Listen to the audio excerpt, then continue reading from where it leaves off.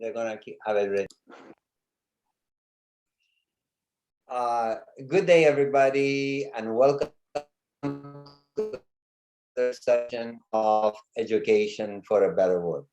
I am Abdi Lajavardi, your host of the podcast. I'm the CEO of Pro Education Group, and our podcast of Education for a Better World is to bring top educators from around the world to share their insight and their experiences as educators and how each one of us can do a better job in serving our communities. And today's guest is a dear friend and a colleague, Dr. Ray Power, that I have the pleasure to have as a guest today. Welcome, Dr. Power. Thank you. Glad to be here. Wonderful, wonderful. Could you please tell us about yourself? How did your journey get you to this point, if you don't mind? Sure. It was a circuitous route, I think, not planned at all, but I worked with the Bell System and AT&T for 30 years. And in the process, I was given some tasks associated with developing new departments that required a high degree of education, or at least insight into a variety of disciplines that just didn't exist in the traditional academic venues. So I got involved developing some master's programs that had specific competencies built into them, took my group of folks that I had hired to run this department through that and became an adjunct professor with a variety of institutions teaching that program. And that was my foot in the door to academia, although I didn't plan it that way. I took an early retirement from AT&T after 30 years and went on to manage some high-tech companies and bought and sold them, and kind of came to a point in, I'll call it retirement, which was not enjoyable as I thought it might be. So I got an invitation to go on faculty with a couple different universities, and I decided to try that out for a while.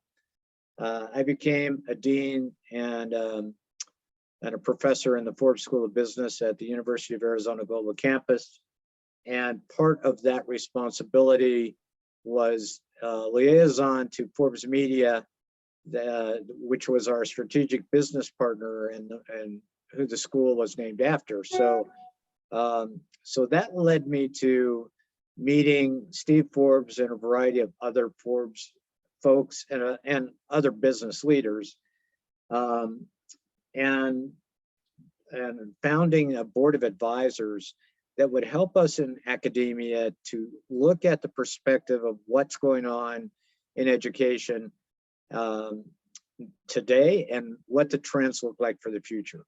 How are we missing the boat? How is higher education evolving? And what do we need to do to meet those future demands and to provide value to students and to provide value to the enterprise that hires students? That was an insightful effort, and we got a lot of excellent feedback from business who said, in effect, we don't necessarily care about the degree, we care about the core competency, the skill set. How can that be applied, and what's the value proposition to me as a business owner versus just these list of degrees and not having the capability to apply them? So I call that practical application of academic theory, which is certainly I think more and more prevalent as time goes on. But with all due respect to my academic colleagues, I think there is a hesitancy to change, and part of that is due to the structure of education in the U.S. and around the world. There's accreditation requirements, there are Department of Education requirements, there are state requirements. There's all kinds of things that slow down or challenge the ability to stay current and to process change. And that's a disservice to students and it's a disservice to the people that buy our product if students are our product. And so how do we change that? How do we address it? So I retired from the university and founded and the CEO and president of Envisage Global, which is a training organization that addresses training along the lines of what I just outlined, with some differentiation from other training organizations. Part of that differentiation is to ensure that every course that we offer goes through an evaluation by a university, an accredited regional university, that validates the quality and the academic criteria in those courses. And it goes along the lines of the same thing that a traditional accreditation process would include, which is course learning objectives, a way to measure those objectives, a certain amount of seat time, and a variety of other issues that you would have to incorporate in a class to get it accredited. But this is a PLA assessment, which gives the student an opportunity to apply a bridge to a degree program if they wish to use it.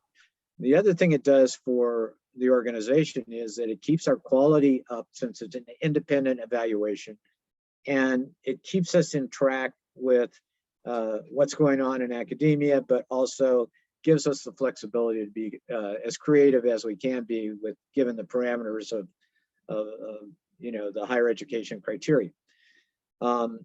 We also have a unique opportunity to collaborate, partner with best-in-class industry experts, so that when we provide courses in entrepreneurship, we're actually partnering with other people that are experts in that field, or whether it's computer sciences or HR, SHRM-related courses, whatever the course is, we partner with those folks that are top in their class in providing those opportunities. So, so that's an advantage, because we keep current with trends, and we keep current with industry standards and professional standards, and we pass that on to the students.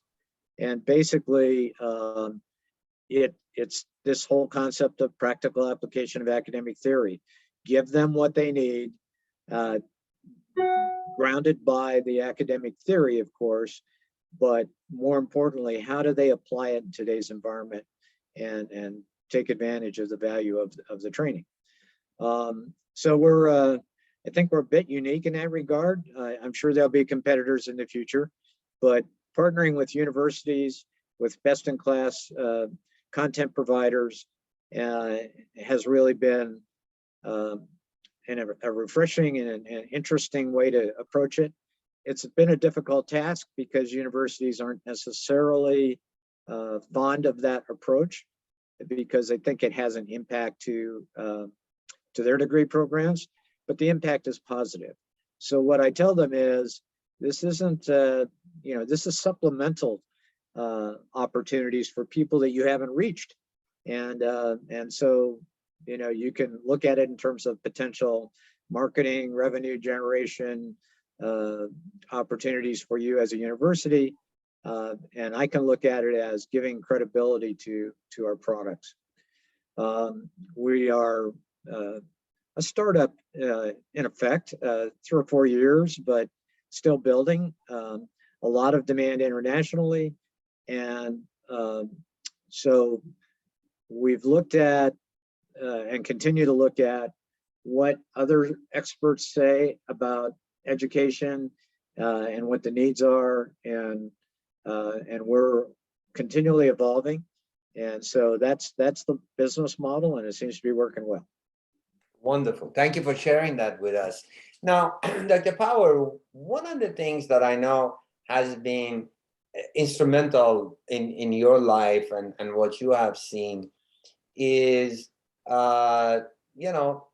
something we call professional mindset. But everybody has a different, definition for it. So my question to you is, what is your definition of professional mindset? And then how has that worked in your life and your profession? That's a good question. I agree. Everybody has a different perspective, and professionalism is certainly key to success in any venue. But I look at it as understanding what the demand is, being able to meet the demand with the criteria that's required in terms of excellence. And then I fall back on my theory of leadership. And leadership is defined by, based on my research with successful CEOs of major companies, is defined by 4 attributes: strategic vision, effective communications, the ability to motivate others, and a high ethical standard. And so, yeah, if you can't lead an organization unless you can see past the horizon, you've got to have that vision.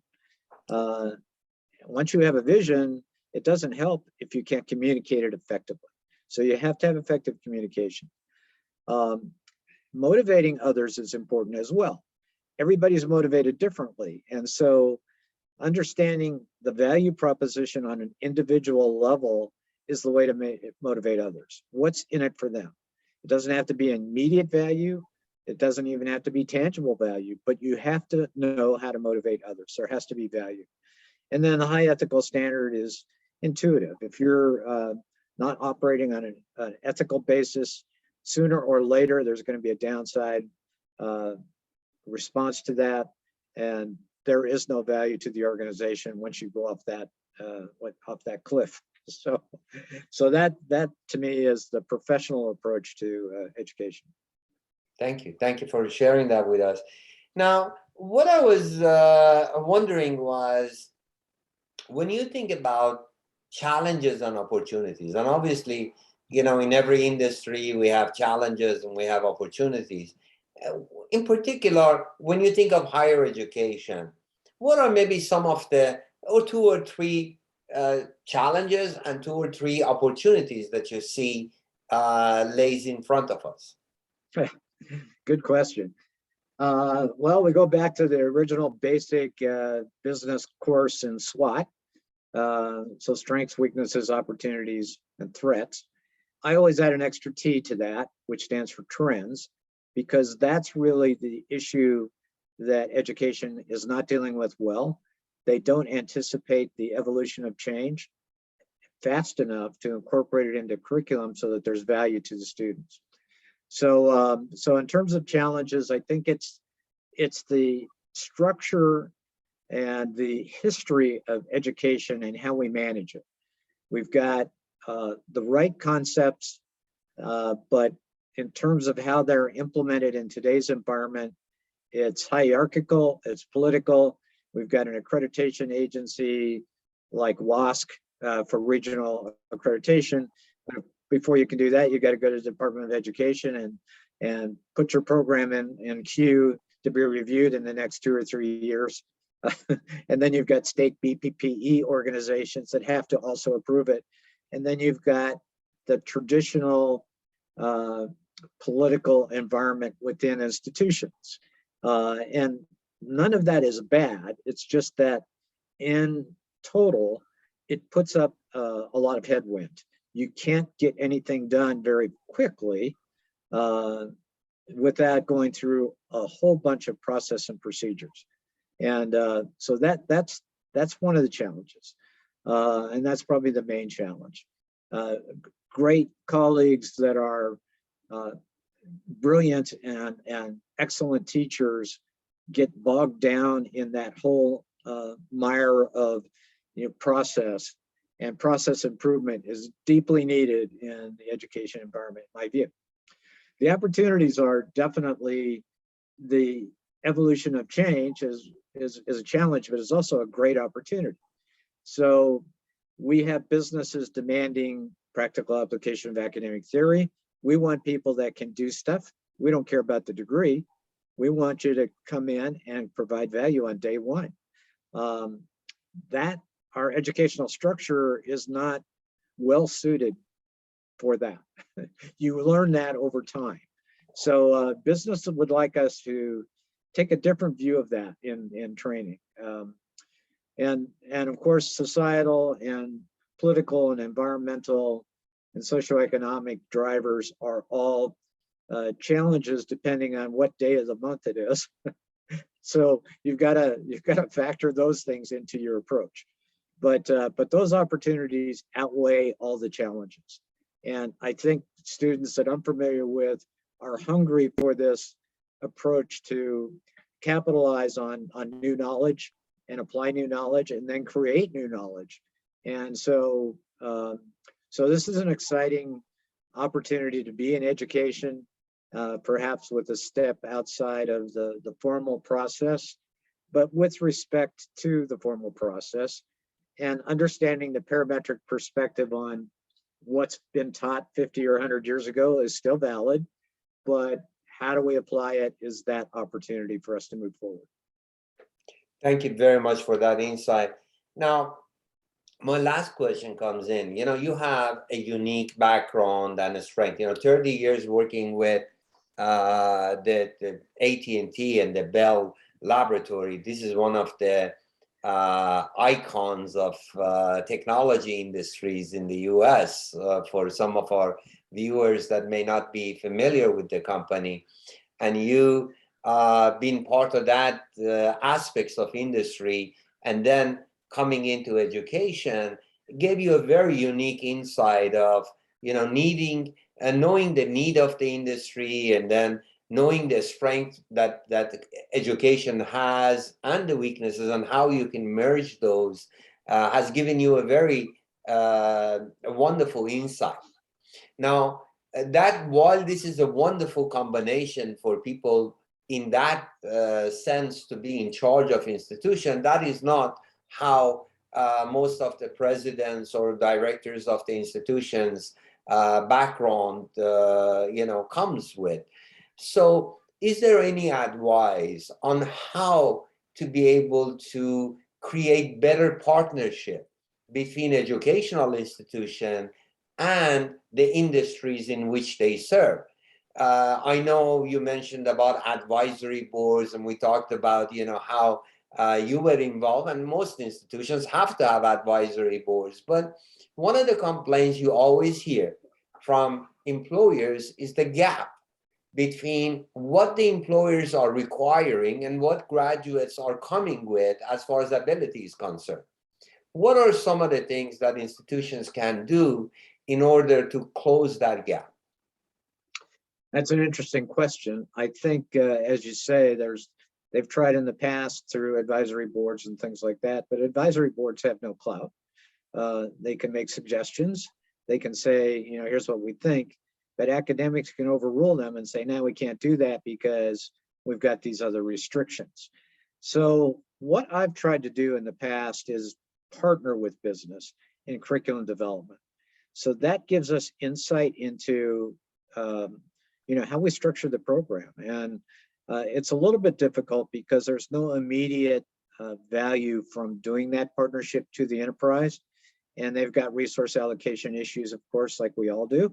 And so they're a little reluctant to dive too deeply into partnership type arrangements. But public-private partnerships are a good thing if you structure them correctly. Beyond that, I'm not sure. I think that's probably the most applicable approach that could provide the most value. What do you think about internship, and how would a good internship would look like? I think internship is excellent. I'm an advocate of it, but internships provide value primarily to the student. So that's good. That's great for the student, but the business doesn't necessarily get a lot of value out of that relationship until further on down the road. So I think that's part of the answer, but it's just part of it. So I always look at any kind of challenge from the opposite's perspective. What's in it for me? What's the value to me, and how can I supplement that value? And as we've talked about earlier, the value doesn't have to be immediate or necessarily tangible, but there has to be value, and it has to be definable.